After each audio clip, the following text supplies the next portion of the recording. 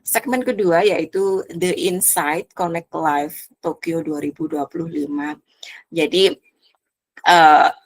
slide kedua ya, itu salah satu yang ada di layar teman-teman itu adalah hari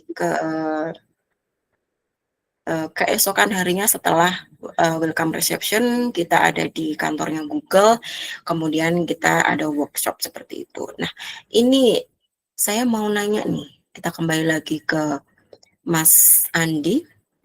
Boleh diceritain sedikit nih, teman-teman kasih gambaran dong, kira-kira kalau kita, sebelum ke Mas Andi, saya mau ke Mas Anas dulu, karena punya cerita yang spesial nih, waktu menuju ke kantornya Google gitu. Saya mau ke Mas Anas dulu.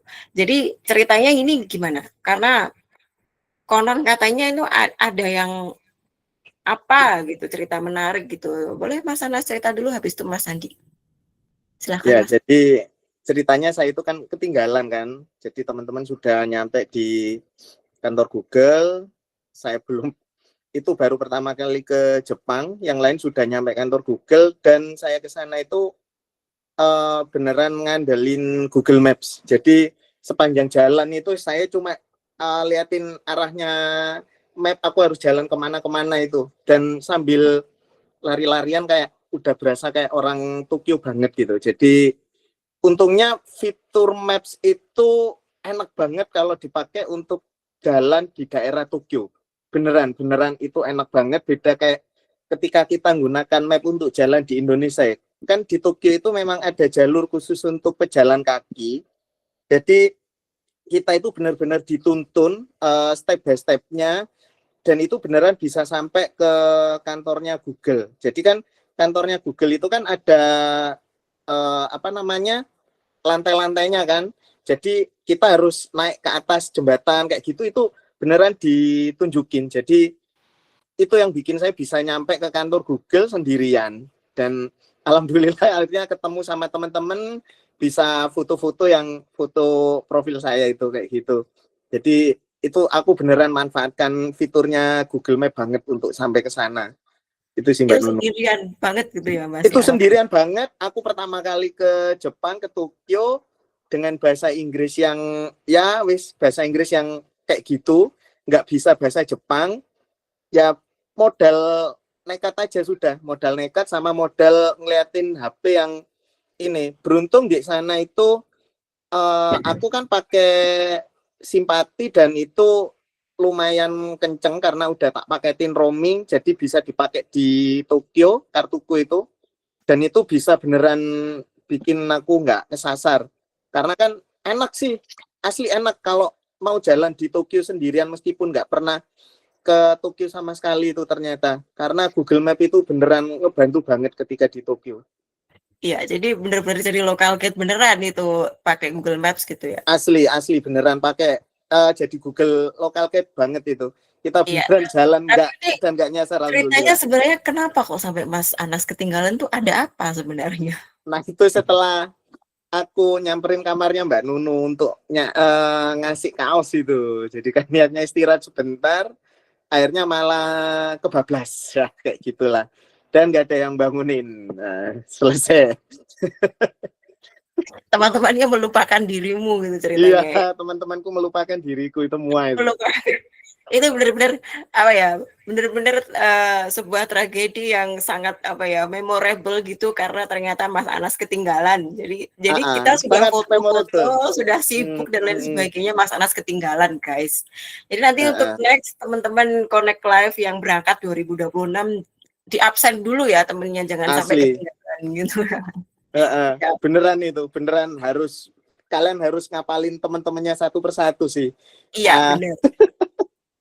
Ya, makasih Mas Anas. Makasih banget. Jadi emang benar, ini ceritanya Mas Anas ini benar-benar cerita yang memorable banget buat Connect Live yang waktu kita di Tokyo gitu.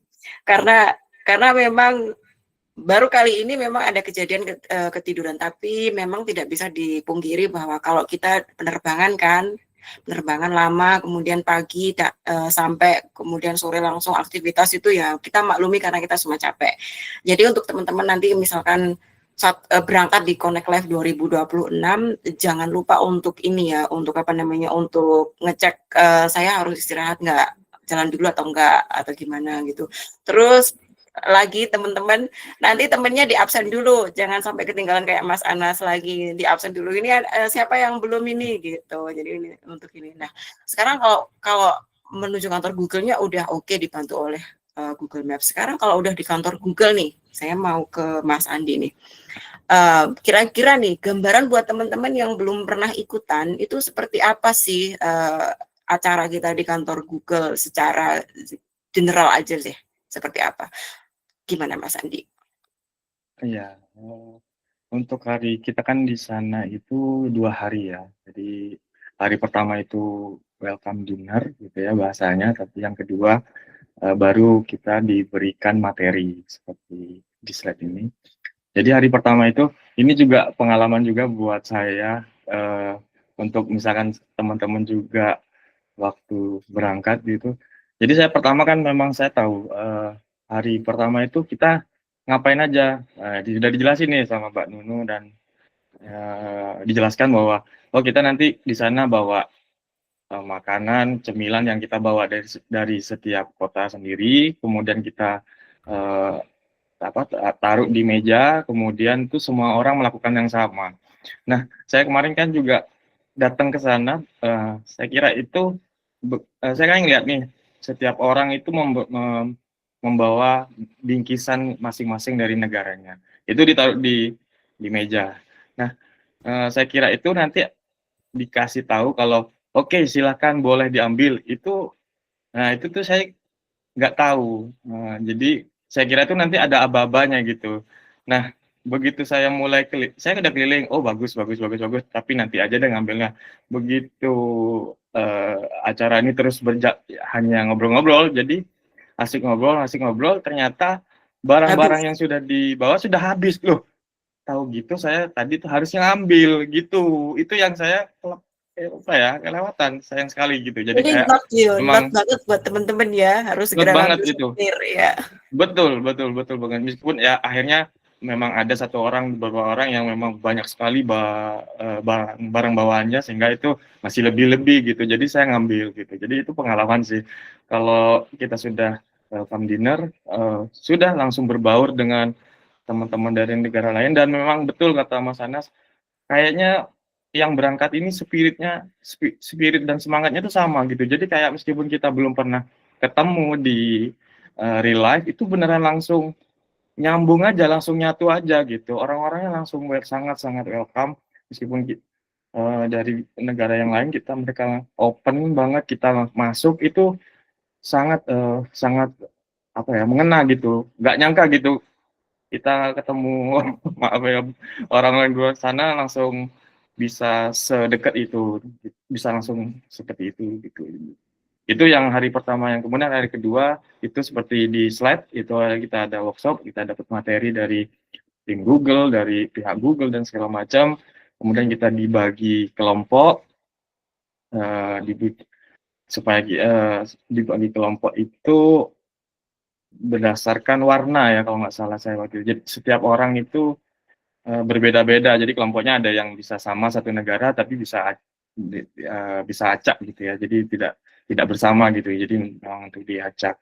Itu yang di tengah itu foto yang di slide itu saya foto dengan tim Google-nya sendiri gitu. Jadi di salah satu workshop itu kita diberikan kita seperti tim Google ini seperti bahasa tanda kutip itu jualan gitu, kayak saya ingin memperkenalkan sebuah program, bagaimana menurut kalian? Itu saya sempat catat ini tulisannya ada 10 booth yang saya masukin, itu seru banget semua. Jadi kita cari tahu apa yang jadi concern mereka, bahkan ada beberapa permasalahan yang saya rasakan juga sebagai pengguna Google Map itu ternyata terjawab di situ dan mereka langsung minta feedback yang seperti ini. Oke ya, oke gitu. Itu seperti itu gambarannya ketika kita melakukan workshop itu. Iya, jadi lebih dekat dengan Google gitu ya. Betul. Kalau misalnya ini ada gimana sih rasanya yang selama ini kita kontribusi di Google Maps, kemudian tiba-tiba ketemu nih oh ternyata kamu yang bikin emailnya, ternyata kamu yang bikin ini. Ini rasanya gimana kalau dari Mas Andi? Ya senang ya langsung berhadapan dengan tim di balik layar apa yang kita dari Google Maps. Nah, jadi kita selama ini ngubek-ngubek Google Map, apa itu di sana langsung memang head to head dengan pemilik, ibaratnya pemilik programnya. Jadi misalkan kita punya program di fitur ya di Google Maps itu tentang